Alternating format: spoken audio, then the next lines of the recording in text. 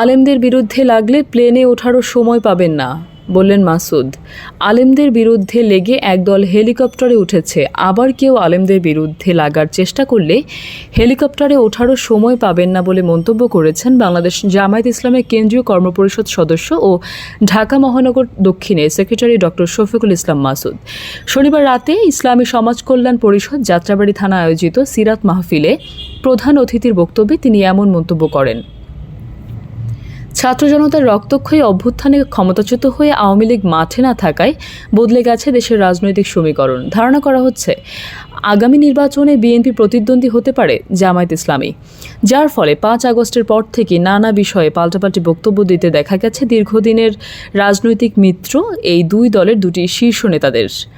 এদিকে বিএনপির শীর্ষ নেতারা জামায়াত ইসলামের ৭১-এর ভূমিকা নিয়ে একের পর এক প্রশ্ন তুলে দলটিকে রাজনীতির মাঠে কোণঠাসা করতে চাইছেন। অন্যদিকে 5 আগস্টের পর সারা দেশে বিএনপি নেতাকর্মীদের চাঁদাবাজি সহ নানা বিতর্কিত কর্মকাণ্ডের অভিযোগগুলো সামনে নিয়ে আসছেন জামায়াত নেতারা।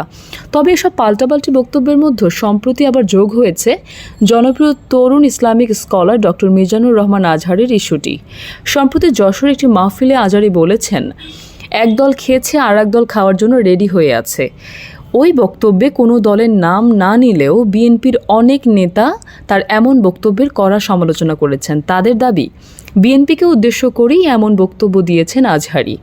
আজহারি ওয়াজের নামে একটি দলের হয়ে কাজ করছেন। সবশেষে বিএনপির ভাইস চেয়ারম্যান শামসুজ্জামান দুদু এক আলোচনায় আজহারিকে রাজনীতিতে সক্রিয় হতে চাইলে জামায়াতে যোগ দেওয়ার পরামর্শ দেন। তিনি আজহারিকে কোথাকার আজহারি না মাঝহারি বলেও তুচ্ছতাচ্ছিল্য করেছিলেন। এদিকে জামায়াতকে জড়িয়ে বিএনপি নেতাদের এমন বক্তব্যের দলীয়ভাবে তেমন কোনো প্রতিক্রিয়া দেখা দেয়নি দলটি। তবে জামায়াতের কয়েকজন নেতাকে এ ব্যাপারে পাল্টা প্রতিক্রিয়া প্রকাশ করতে দেখা গেছে। তবে এসব ছোটখাটো ইস্যুর বাইরে উভয় দলের নেতারা বলছেন তারা আগের মতোই ফ্যাসিবাদ বিরোধী এবং সার্বভৌমত্বের প্রশ্নে এক রয়েছেন।